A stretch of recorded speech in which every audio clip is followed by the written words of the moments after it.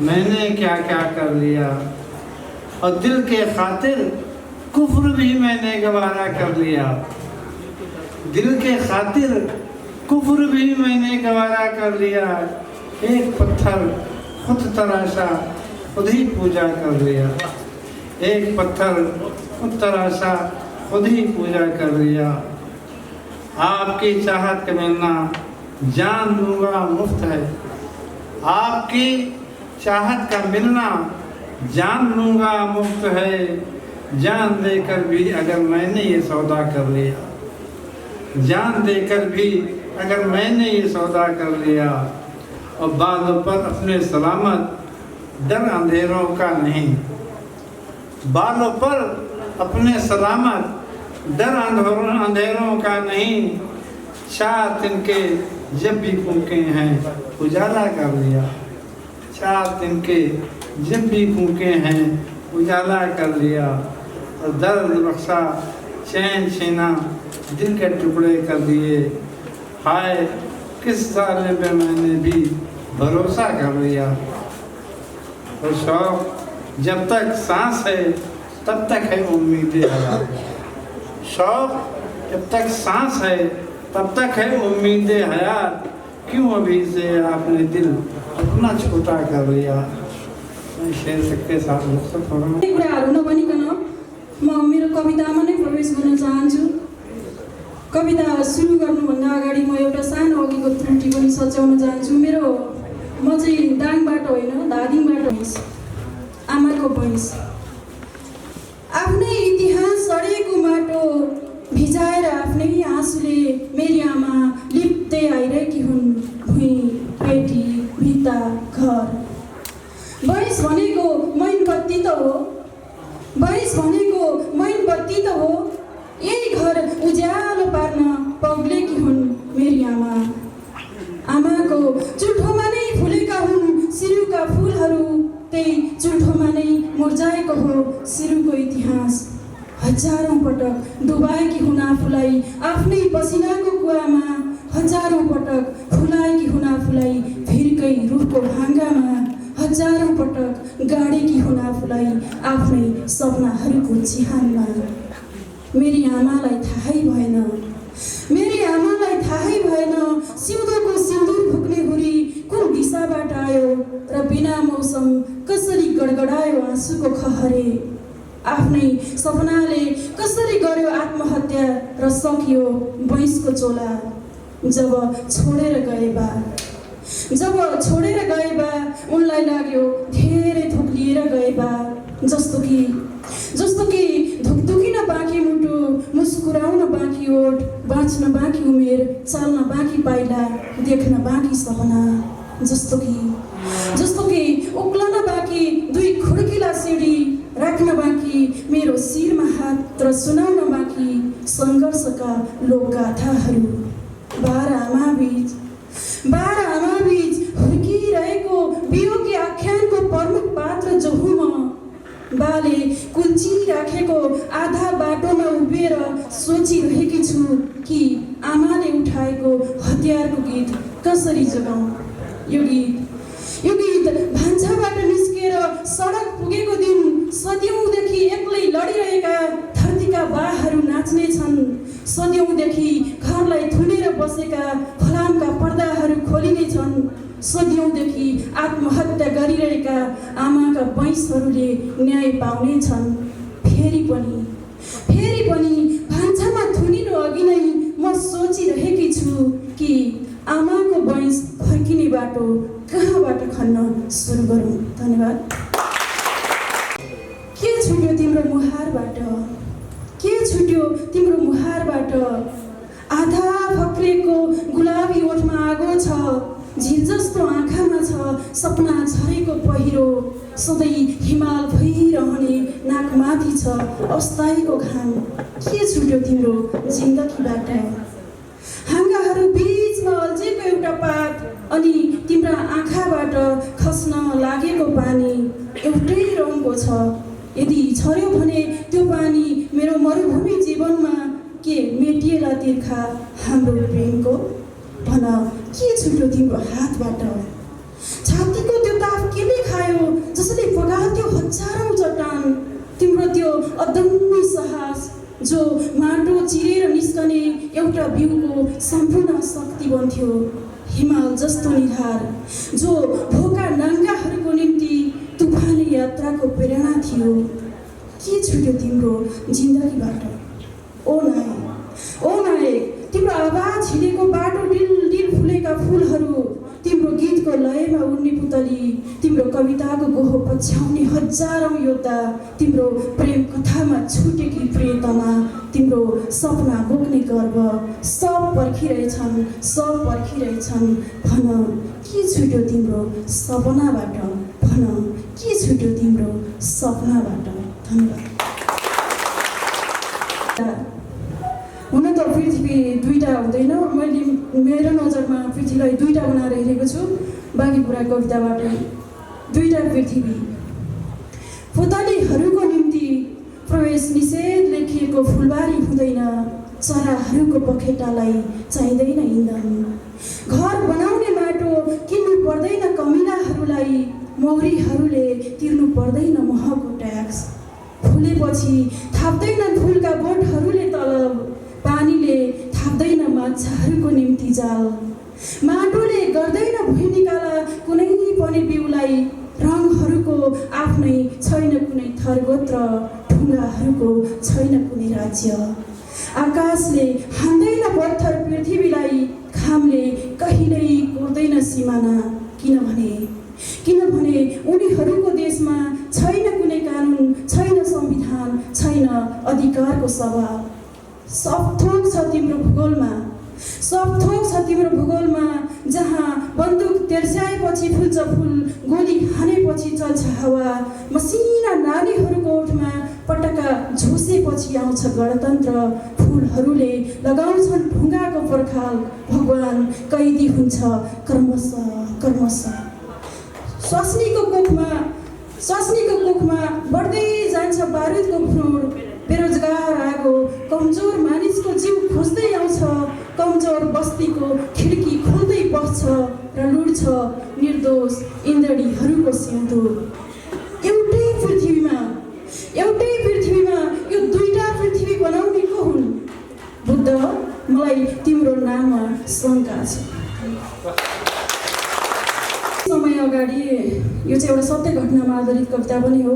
मेरै गाउँका दुईजना भाइहरू खाडीबाट चाहिँ एउटा कसर कारखानामा पेलिएर उनीहरूको सब नेपाल आउने क्रममा मैले उनीहरूको श्रीमतीको लाई चाहिँ त्यो पात्रको रूपमा उभिएर लेखेको कविता चिसो घाम। क्रूर भोकले छटफटाएको सपना देब्रे खल्तीमा राखेर, तमसुकलाई सुरक्षित झोलामा लुकाएर उठाउन भएको ढलेको शिर, छोराछोरीको हातमा थमाइदिन कलिला कखरा, मेरो कलेटी ओठमा आएर बस्ने मुस्कान बचाउन आमाको बुच्चे कान र नाक धेरै बेर हेरेर देश छोडेर हिँडेको हो मेरो मान्छे। सम्झिँदो हो सपना बटुल्न र फाटेको भविष्य टाल्न, सबैको आँखाबाट जोगिएर एक मुठी माटो खल्तीमा हालिरहेको बेला कति भत्किएको थियो उसको मन। तातो कारखानाको मेसिनले शरीरबाट जम्मै पसिना निचोरेर मरुभूमि बनाएको आँखामा आउँदो हो, काँपिरहेको आमाको हातले केस मुसारेको ज्यानमा र आनन्द, मैले बनाएको चटनीको सुगन्ध, चकचक गर्दै छोराले फालिदिएको शिरको टोपी र फुल जस्तै कोमल खितका अझै आउँदो हो आफ्नै हातले फुटाएको ढुङ्गा र खनेको माटो, हातका ठेलाहरू फुटाएर खडा गरेको झुपडी, आउँदो हो त्यो गहिरो आँखामा हरेक रात मेरो थमिलो ओँठा र सुन्दो हो बजेको बाँइछुरीको मधुरो आवाज। यता मेरो हातमा हरेक चाडपर्वले थमाएर जान्छ ऋणको काँडा र घोज्छ मन। ऊ गएपछि बिरानो बनेको यो समाजमा मलाई गमलाको फुल जोगाउन गाह्रो छ।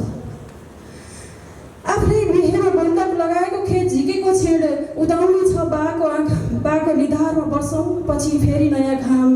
बहिनीको शैक्षिक ऋण चुक्ता भएको बखत देखिने छ आमाको ओठमा फक्रेको गुलाबको फुल।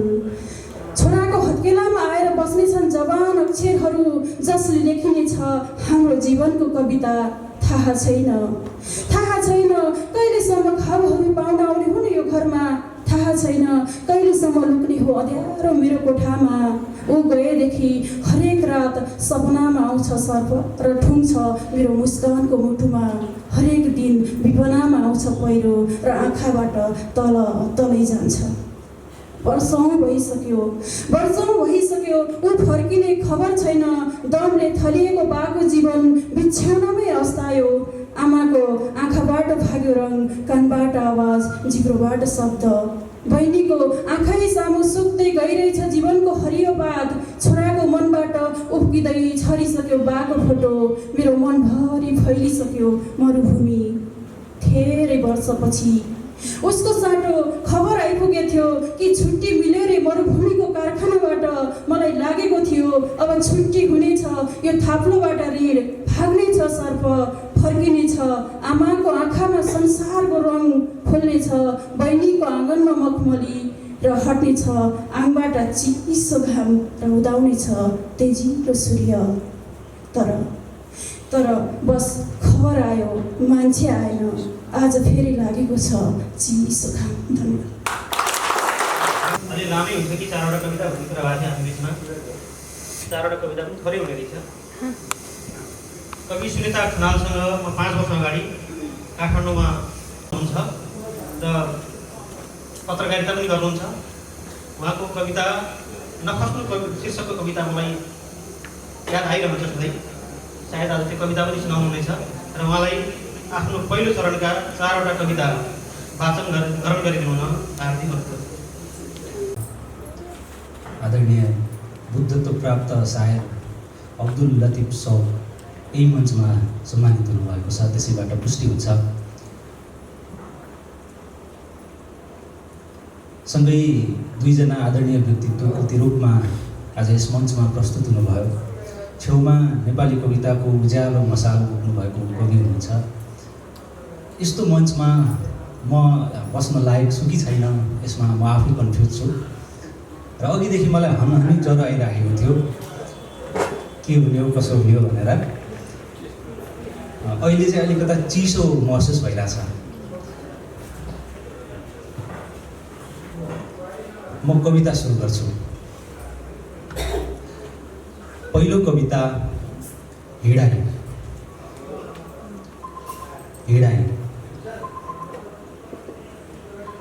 हिँड्न त हामी जति को हिँड्यो होला, हिँड्न त हामी जति को हिँड्यो होला। हामीले नुनको डोको बोकेर हिँड्दा हिँड्दै बनेको बाटो पछ्याएर कर्णाली बङ्गालको खाडीसम्म पुग्यो। हिँड्न त हामी जति को हिँड्यो होला। हामीले नुनको डोको बोकेर हिँड्दा हिँड्दै बनेको बाटो पछ्याएर कर्णाली बङ्गालको खाडीसम्म पुग्यो। उसले नापेको दूरीदेखि डाह लागेपछि हामी अरबको खाडीसम्म पुग्यो। हिँड्न त हामी जति को हिँड्यो होला। कहिले हिँड्यौँ पाखुराले, कहिले हिँड्यौँ पेटले, कहिले आकाशसँग डराएर चारै हातखुट्टाले हिँड्यौँ। तर कहिलेदेखि हिँड्ने हो हामी टाउकाले र समात्ने हो समयको हात। धन्यवाद।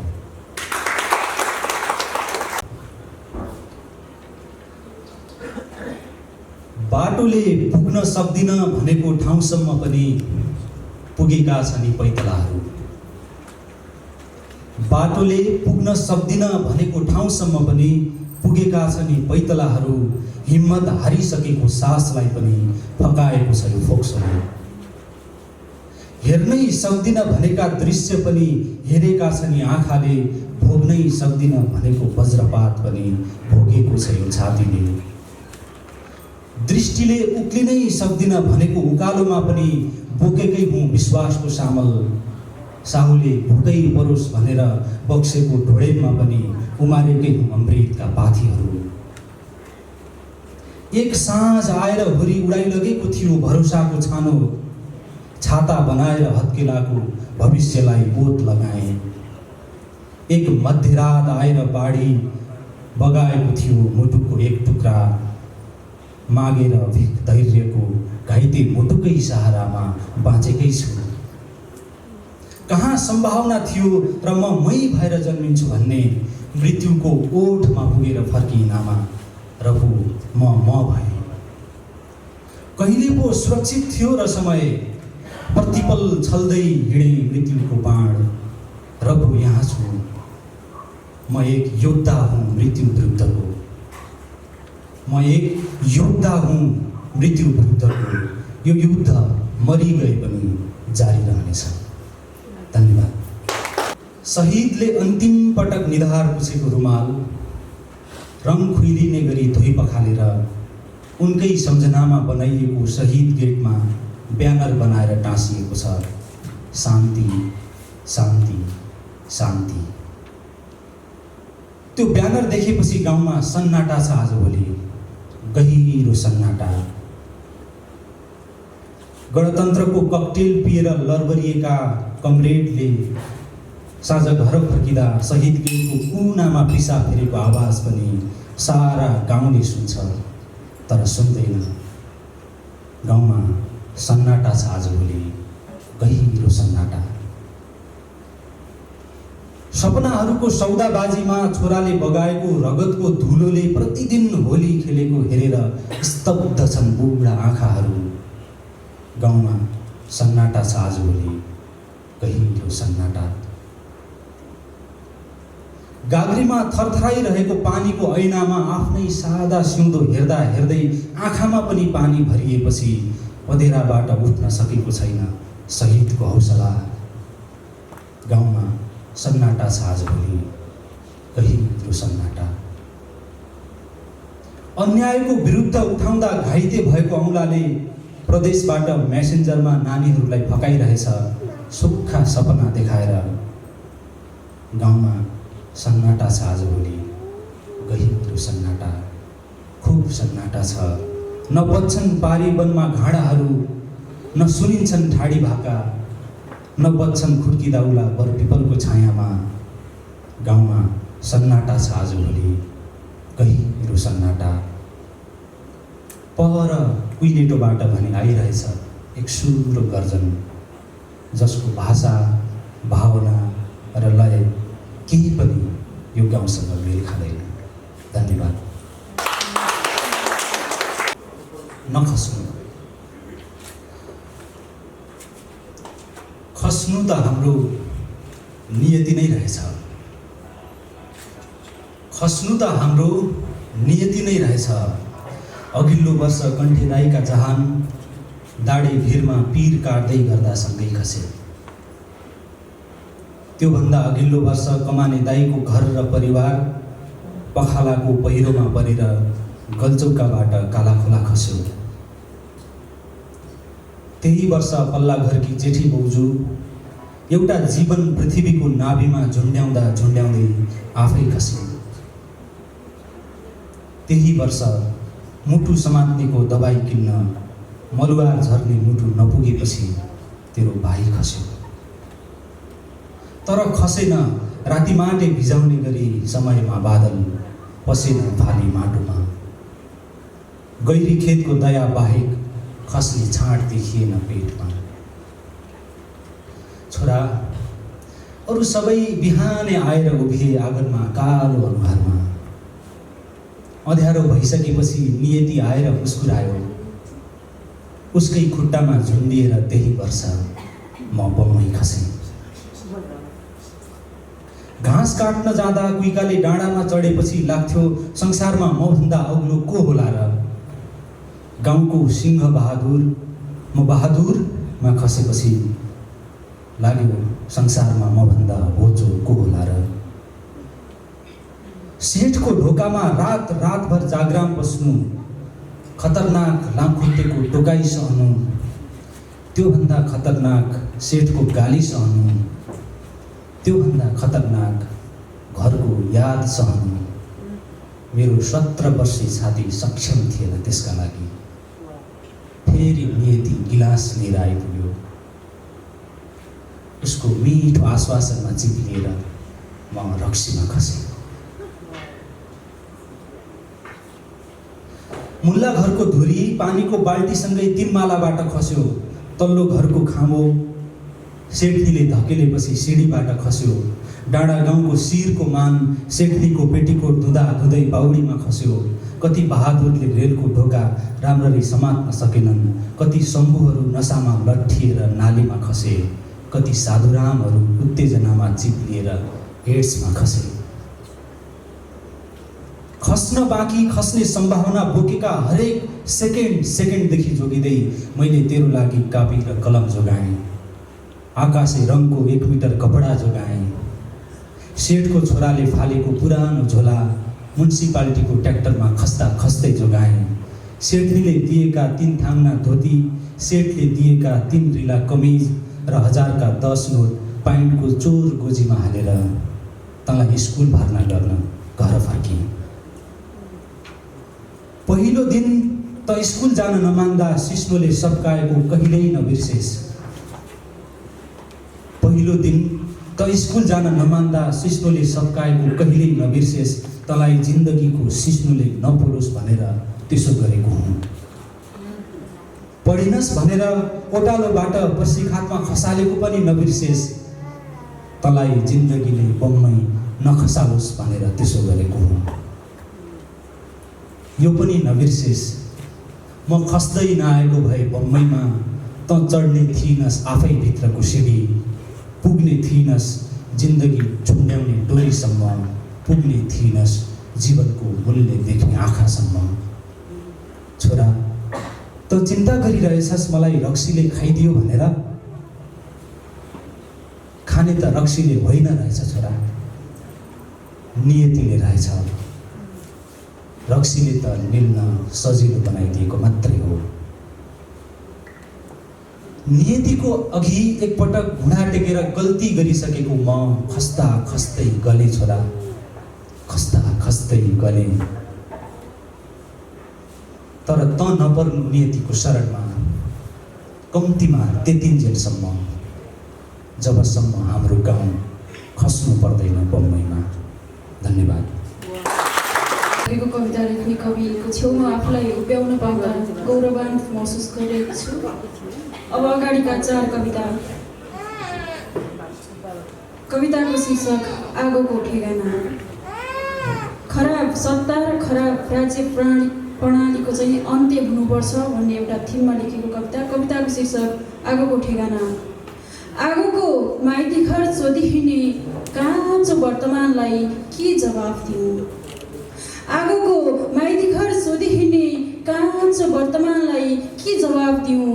आगोको वंशावली खोजी हिँड्ने विक्षिप्त इतिहासलाई के जवाफ दिउँ? झुसिल किराको जिन्दगीबाट जब सारा सपनाहरू पुतली बनेर उडी जान्छन् र उम्रिन थाल्छ कुमारी सडकको छातीमा घाँस। आमाको सपना सुन्ने आँखाबाट जब रुँदै बग्छ रगतको कर्णाली र पुरानो टायरको धुवामा लेखिन्छ देशको विखण्डित मानचित्र। आगोको पैताला पुस्दै हिँड्ने खाटको यात्रीलाई के जवाफ दिउँ? आगोको फुलबारी गोडी हिँड्ने राज्यको मालीलाई के जवाफ दिउँ? अञ्जुलीमा फलामको आधा जुन बोकेर मरुभूमिको छातीमा उभिएकी छु। बस्तीमा रुन्छ विधवाको सिउँदो। स्कुलको पुरानो छानाबाट किताबमा चुहिन्छ आगोको रगत। घरको गमलामा हुर्किन्छ आगोको बिरुवा। हिमालको सिउँदोमा आगो जल्दा खरानी बन्छ तराईको छाती। मधेसको मुटुमा आगलागी हुँदा अङ्गारमा पुरिन्छ पहाडको शिर। जताततै सेलिब्रेटी बनिरहेको छ आगो। हे महानायक, हे महानायक, कि यो देशलाई आगोको देश घोषणा गर्नुहोस्, कि यो देशलाई आगोको देश घोषणा गर्नुहोस्, कि यो देशलाई आगोको शेष घोषणा गर्नुहोस्। आगोको उमेर सोधी हिँड्ने कलिलो समयलाई के जवाफ दिउँ? आगोको ठेगाना खोजी हिँड्ने बारुदको अक्षरलाई के जवाफ दिउँ? धन्यवाद। म मर्नु अगाडि अन्तिम पटक यो दसैँमा बाआमाको आशीर्वाद लिन चाहन्छु। मलाई यो समयको चिहानबाट उतार। म देवी बन्न चाहन्छु देवी। म देवी बन्न चाहन्छु देवी र राक्षसका शिरहरूको माला लगाएर सिङ्गै पृथ्वीको छातीमा अन्तिम पटक नाच्न चाहन्छु। धन्यवाद। मैले बुवा सम्बन्धी लेखेको कविता पैसा फल्ने रुख। पैसा फल्ने रुख, त्यो पैसा फलेको रुखको माथिल्लो हाँगामा जाने एउटा राम्रो बाटोबाट जाने प्रयास गर्दा गर्दै फेदैको हाँगाबाट अस्ताउनु भएको मेरो बा लगायत सम्पूर्ण बाहरूप्रति समर्पित कविता पैसा फल्ने रुख। आमा भन्थिन् पैसा फल्ने रुख मुनि बरालिरहेको त्यो छाया तिम्रो बाबाको हो।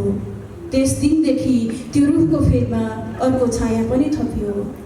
म त सानो छु, खुट्टाहरू मसिना छन्, हातहरू कलिला छन्, त्यो रुखको टुप्पोसम्म नपुग्ने आँखा छ। बाबाको हात चट्टान जस्तै बलिया थिए, हरी जस्तै पाखुरा, पहरा जस्तै छाती, खेतको गरा जस्तै काँध, अर्जुनको धनुकाँड जस्तै आँखा। ती आँखाभरि बगिरहेको दुःखको नदी, त्यही नदीमा छचल्किरहेको मेरो अनुहार हो। त्यही अनुहारलाई जोगाउन बाबा त्यो रुख मन्दिर युगौँदेखि भड्किरहे, तर कहिल्यै चढ्न सकेनन् त्यो रुखमा।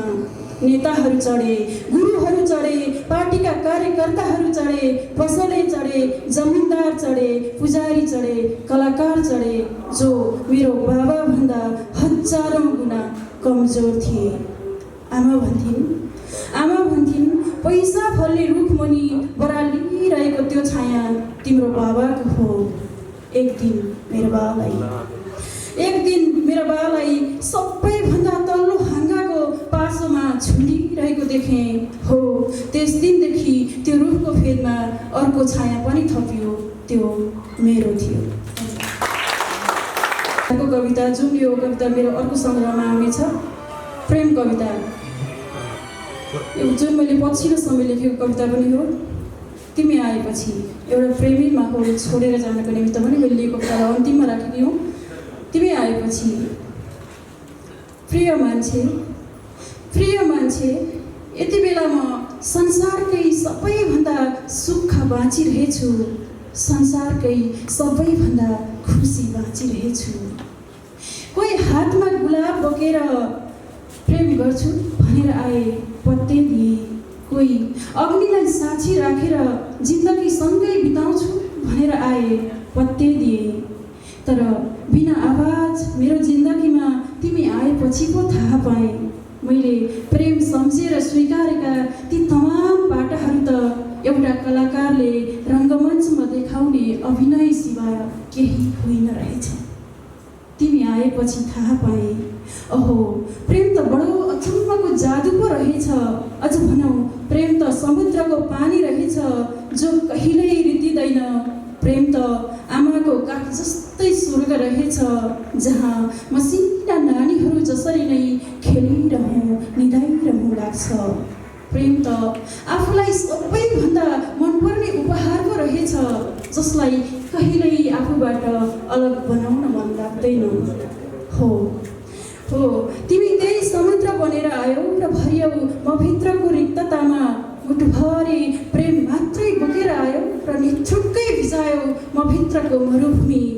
अहो प्रेम त सिँगै पृथ्वी सेकाउने घाम पो रहेछ, तिमी त्यही न्यानो बनेर आयौ र सेकाइदियौ हिउँ जसरी चिसिएको मेरो छातीको देब्रे बाटो।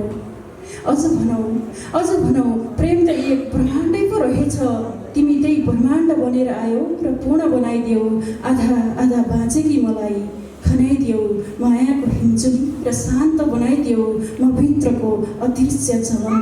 तिमी आएपछि नै थाहा पाएँ, प्रेम त शाश्वत पो रहेछ।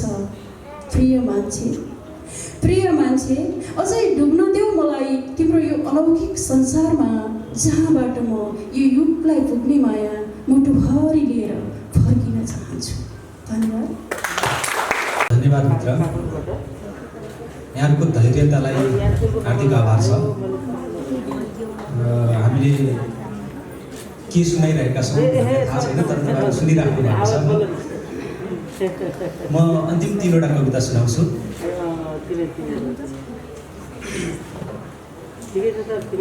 विवशहरू, यो कविताको शीर्षक विवशहरू। उज्यालो मन नपराउनेहरू सबै शासक हुँदैनन्। उज्यालो मन नपराउनेहरू सबै शासक हुँदैनन्।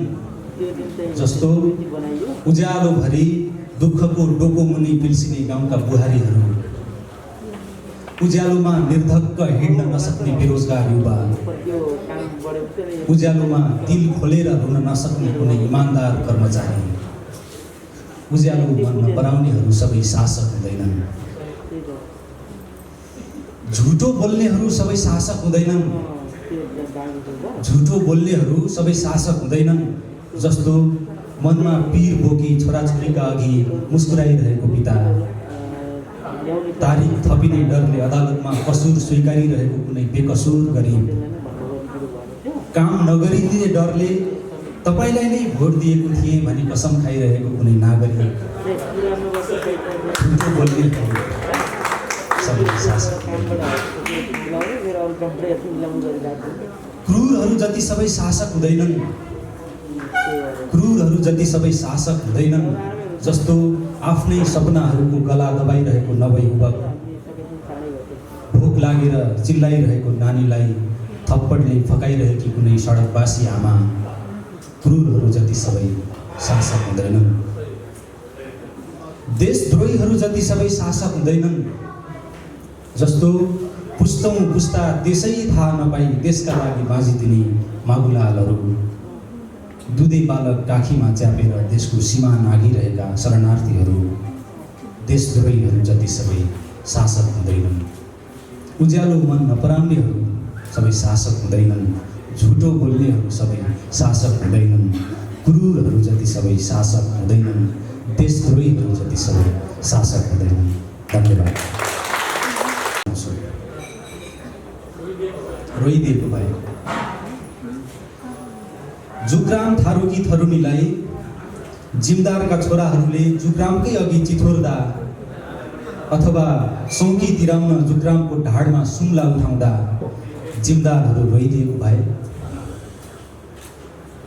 सुत्केरी धौलीवादीहरूलाई गगन उपाध्यायहरूले खेलौना बनाउँदा अथवा धौलीका नाबालिगका छोरीहरूलाई बलात्कार गर्दा गगन उपाध्यायहरू रोइदिएको भए, पहिलो दिन स्कुल गएको रामबहादुर दमाईको छोरोले पानी छोइदिएपछि हेडमास्टर रामबहादुर साईहरूले थप्पड लगाउँदा अथवा धारा छोएको न्युमा कान्छी ठकुरानीहरूले ठुली दमाईहरूको भएको एकमात्र गाग्रो फुटाइदिँदा हेडमास्टर र ठकुरानीहरू रोइदिएको भए, पहिलो पटक रजस्वला भएकी नातिनी मैनालाई जङ्गलको ओडारमा लखेड्दा अथवा नातिलाई स्कुले झोला बोकाएर नातिनीलाई स्याउले डोको बोकाउँदा बाजे र बजेहरू रोइदिएको भए, रहिम सिद्दिकीले खुट्टा समाएर जान्न भनिरहेकी बेटी रिहानालाई दहेजको हिसाब बिग्रेर चुर भएको अब्दुलको हवाला गर्दा अथवा भर्खर गाजल लाउन सिकिरहेकी रिहानालाई मड्डी तेलले नुहाएर आगोले सेक्न लगाउँदा रहिम र अब्दुल रोइदिएको भए, बुद्धिरामले रगत अभावले मूर्छित श्रीमतीलाई अस्पतालको बेडमा छोडेर मालिक सोमप्रसादका खुट्टा मल्दा मल्दै अथवा साउजी कुबेरनाथले पसलअघि काँपिरहेका बेसहारा हातमा थुक्दा थुक्दै सोमप्रसाद र कुबेरनाथ रोइदिएको भए। साथी, सूची लामो छ। यहाँ नरुनु पर्ने रोइरहे, तर रुनु पर्नेहरू रोइदिएनन् या रुनै जानेनन् र समय नर्क बन्यो र श्रृङ्खला अझै जारी छ। रुन जान्यो भने आँसु आँखा बाहिर होइन हृदयमा झर्छ।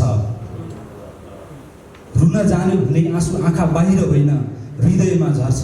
पखालिन्छन् टाँसिएका भ्रमहरू, देखिन्छन् ईश्वरका मन्त्रहरू। आऊ अरू सबै कुरा तपसिलमा राखी रुन सिकौँ। धन्यवाद। अब प्रेम कविता सुनौँ।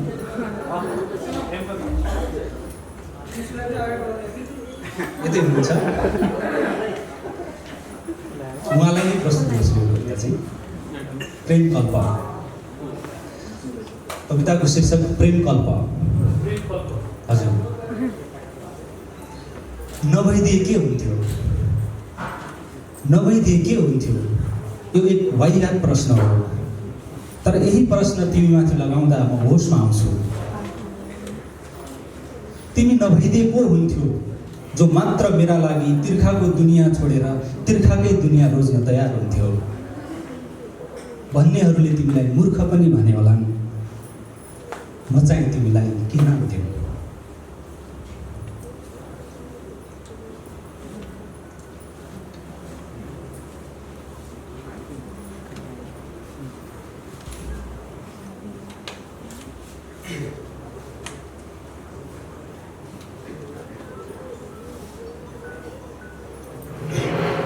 खत्तम बानिसक्यो मेरो यो अघि नरुनु के अरे रोइदिएको भए हुन्थ्यो कविता पनि यही बानीको कारण लेखेँ हो कि मैले आफूलाई प्रमोट गरौँ भनेर अलि रुने बानी छ।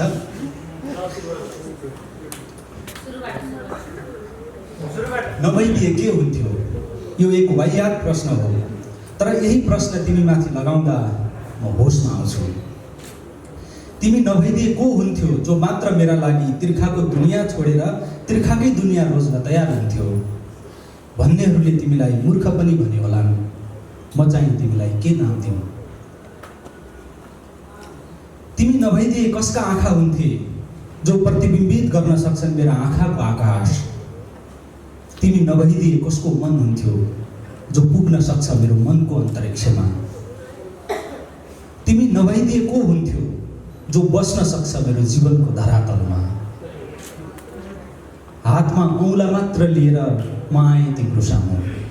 तिमीले प्रेम जडिएका औँला मेरा औँलामा जोड्यौ। समयले सम्झियो अँध्यारो अघिको गोधुली साँझ त बाँकी नै रहेछ। प्रेम त चाबी रहेछ जसले खोलिदियो आँखामा सपना पस्ने ढोका। आऊ यही चाबी लिएर हिँडौँ सपना र विपना बीच कसैले ठड्याइदिएको पर्खालको ढोका खोल्न। धन्यवाद। कविता सुनाउँछु यो पर्यावरणसँग सम्बन्धित। अहिले किनभने सबभन्दा ठुलो विषय यही नै हो जस्तो लाग्छ अबको विश्वको। र मैले यो घटना चाहिँ यो कविता लेख्ने एउटा घटनाबाट प्रेरित भएको हुँ। म डोटी गएको थिएँ कामको सिलसिलामा। त्यहाँ एउटा गाउँमा हामीले त्यही विषयको रिपोर्टिङ गर्नुपर्थ्यो पानीकै विषयमा। एउटा गाउँमा यस्तोसम्म अवस्था भेटियो कि त्यो गाउँको बाटो ठुलो गाउँ जाने बाटो त्यही गाउँको छेउ हुँदै जान्थ्यो। तर त्यो गाउँका मान्छेलाई चिन्ता के हुँदो रहेछ भने कोही मान्छे आएर हामीसँग पानी नमागिदियोस् किनभने घरमा पानी नै छैन। गाउँ आसपासमा कतै पनि मुहानहरू छैनन्, पहिला भएका मुहानहरू पनि सुकिसके, त्यस्तो अवस्था थियो। अनि त्यो घटनापछि मलाई मेरो गाउँको याद आयो। मेरो गाउँमा पनि त्यस्तै अवस्था छ। पहिले भएका मुहानहरू अब सकिसके, हराइसके। भोलि भविष्यमा यो मुहानहरू हरायो भने हामीले अहिले ठुल्ठुला कुराको चिन्ता गरिरहेका छौँ, तर भविष्यमा त्यही पानीकै अभावका कारण मान्छे छटपटिनु पर्ने हो कि भन्ने मलाई चिन्ता लागेर मैले जेठको धुपमा मेरो गाउँ शीर्षकको कविता लेखेको हुँ। जेठको धुपमा मेरो गाउँ। गाउँमा आजभोलि गाग्रीहरू तिर्खाएका छन्। गाउँमा आजभोलि गाग्रीहरू तिर्खाएका छन्। गाग्रीको प्यास मेट्ने पँधेराहरू नै तिर्खाएका छन्। गाग्रीको प्यास मेटाउन पँधेरा पुगेकी प्याउली बोजूको मन पनि तिर्खाएको छ। जिब्रो निकालेर भौतारिँदै हिँडिरहेको छ जाडे कुकुर। चुच्चो बाएर डौवामा चुपचाप बसेको छ कौवा। तिर्खाएको कानले परदेशीको सन्देश पर्खिँदै उघिरहेको छ एउटा चाउरी परेको घर। तिर्खाएर मुख बाहिरकै खेतबाट तिर्खाएरै घर फर्किएको छ एक पुरानो भुत्ते कोदालो। तिर्खाएकै बेला चौँठो लिएर धुन आएपछि रिसाएर लात्ता हानिरहेछ बालाराम बाजेको भैँसी। तिर्खाएको रुखको छारीमा बसेर कपालमाथि बिलौना मारिरहेका छन् चुराहरू। यो गाउँभन्दा पुरानो पिपल हिजो रातिको हुरी बतासले धरतीमा निहुरिएको छ। पिपलको फेदमा उभिएको यो गाउँको आस्था ऊ ढलेको आवाजले डगमगाएको छ। ढलेको पिपलको छेउमा खेल्दा खेल्दै तिर्खा लागेपछि रोकिएको छ नानीहरूको कबड्डी। माथि आकाशमा लरबराउँदै सुस्त सुस्त हिँडिरहेछ एक डल्लो सुक्खा बादल। बादल मुनि उदासीका पखेटा फैलाएर घुमिरहेको छ एउटा चिल। बारदलीमा चिलिम सकिनै लागेको सुल्पा समाएर बसेको यो गाउँको इतिहास भविष्यमा तिर्खा अझ बढ्दै जाने भयानक लग काटिरहेको छ।